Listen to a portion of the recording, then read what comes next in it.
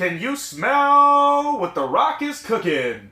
I could from a mile away, and it smelled a lot like shit. Which is why I didn't go see Baywatch. But I'm gonna review it anyway. And here is exactly why. I don't think Baywatch failed because they took a property from the 90s that absolutely no one was interested in anymore and tried to revamp it in a la 21 Jump Street, because as we all know, 21 Jump Street knocked it out the park. But we've got others that failed, like Chips, for example, or Dark Shadows. Old intellectual properties that were revamped in order for Hollywood to try to make a quick buck off of and realize that they're only going to lose money. But the reason why Baywatch failed is because of its marketing campaign, if I'm being 100% honest. I feel like I had already seen the movie in just the trailers that I was shown. Now, don't get me wrong. The Rock is an amazingly charismatic individual. And quite frankly, I love the guy. Don't even know him, but I feel like I love him. And you cannot take that away from me. But this is a review of the movie without me ever watching it. More than likely, there was one or two really funny scenes between The Rock and Zac Efron. There probably was a scene stealer character. And, funny moments. Overall, probably very raunchy, and I wouldn't have enjoyed it as much because it used to be a show that wasn't raunchy and relied on, I don't know, swimsuits or something.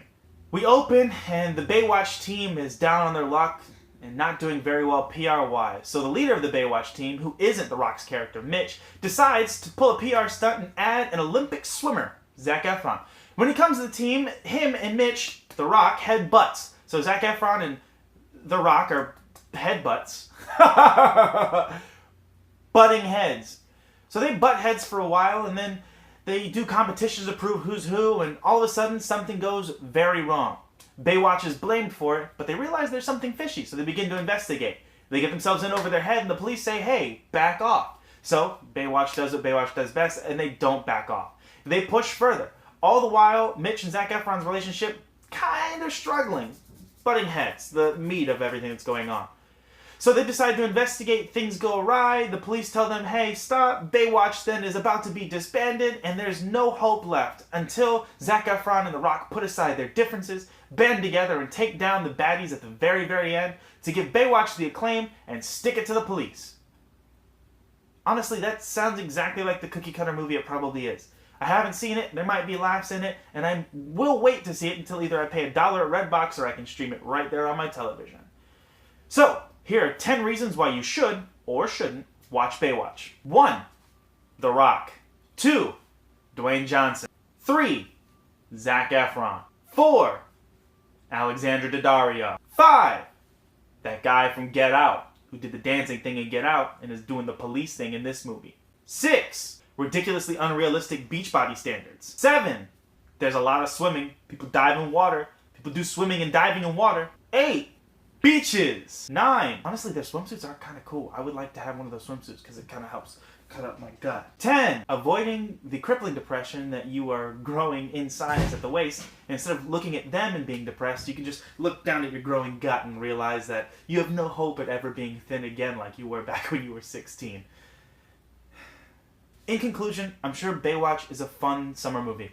I don't think it'll make its money back because no one's interested in it. It's probably going to flop, just like Pirates of the Caribbean isn't going to do as big as it used to. Just like we're not going to get a big take from the new Mummy movie. People just aren't interested anymore, and your marketing schemes aren't doing the same. You're running based off of analytics and not heart. If this Baywatch movie were able to strike a chord in people's hearts and tell a story that was compelling, I think you'd be able to draw people out of their seats because that's all people want right now, especially in the midst of everything going on. So sadly, I'm going with Baywatch being a flop. I wish I had seen it, but I don't want to pay for it, if I'm being completely honest. So all in all, give it a try if you'd like, don't if you don't. This is my review of not watching Baywatch. If you enjoyed it, please subscribe here, and check out my review of the House of Cards Season 5. Thanks very much, and slow motion running to end.